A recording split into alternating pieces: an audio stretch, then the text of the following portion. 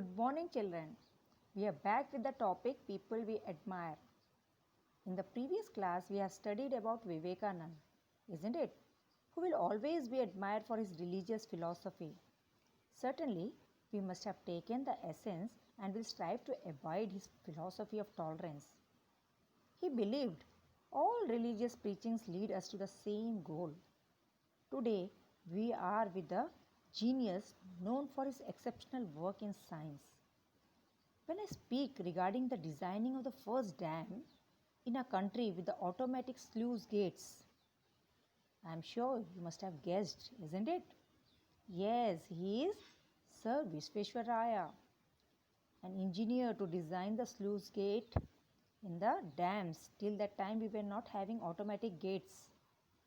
The gates were manually handled.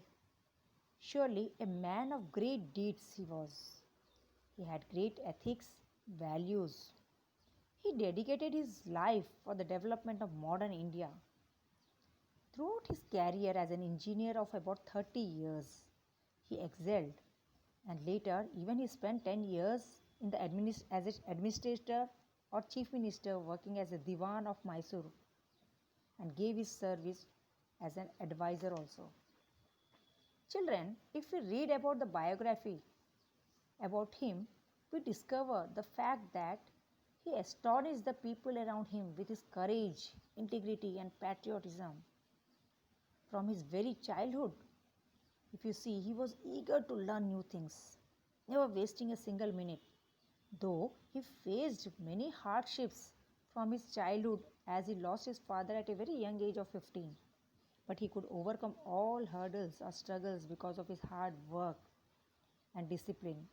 He managed to accomplish even his education with outstanding performance. Later, even got scholarship from government for completing his education as an engineer. And he built dam Krishnaraja Sagara. Furthermore, developed a system to protect Vishakhapatnam port from the sea erosion. He was recognized by the government of India and rewarded the highest civilian award, Bharat Ratna, by late Prime Minister Pandit Jawaharlal Nehru. He was the first Prime Minister of the Free India after 1947. In 1955, he was rewarded the Bharat Ratna.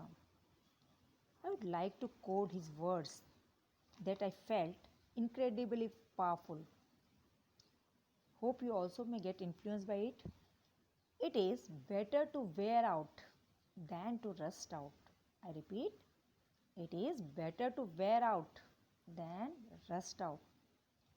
That is, it means we should remain active than to be idle in this life. Children, now we further proceed to the most adorable lady of the 20th century, an angelic figure who inspired countless people with a lifelong development. Born as Agnes Gongze Bozacchio on August 26, 1910, in the Republic of Macedonia. She left her parental home, at Skopje at the very young age of just 18 years to join the Sisters of Loreto. Loreto, it is an Irish community of nuns. From there, she eventually shifted to Kolkata. If we see her childhood children, she too faced many hardships because of her father's premature death. But she showed early interest in charity and mercy. She was very compassionate from the very childhood. She raised the money and donated to the missionaries and also gave her service as most beloved teacher. The selfless sacrifice with which she lived her own life made her an international symbol of charitable work, and the love, compassion she shared or showed towards the destitutes of all faiths won her a Nobel Peace Prize in 1979, which she donated entirely to the poor. Even she did not keep that amount. She spent very simple and disciplined life. If we are living simple life, we don't have too many needs, we don't have too many wants, isn't it? And we don't require too much of wealth also.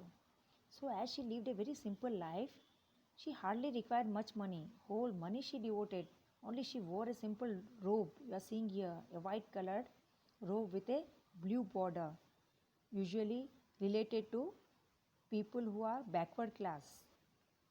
When devoting her life serving the poor and needy, she saw poor in the slums and she started missionaries of charity, which later spread to many countries, working for the humanity, for people with diseases. She even opened many orphanages, many schools, many hospitals, and leprosy people, AIDS, and tuberculosis were treated by her. While she was serving as a teacher in Loreto Convent, Calcutta, she saw the poverty around her and saddened her very deeply.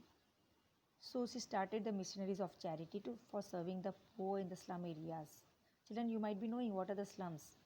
You might have seen the movie Slumdog Millionaire, in which Dharavi, the biggest slum of the world in the Mumbai, is shown here.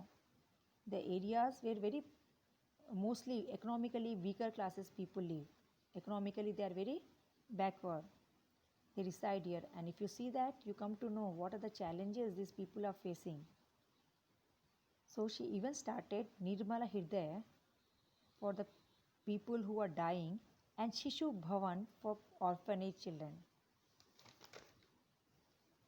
Though she is no more with us, but she will remain with us forever because of her charity carried by the missionaries set up by her.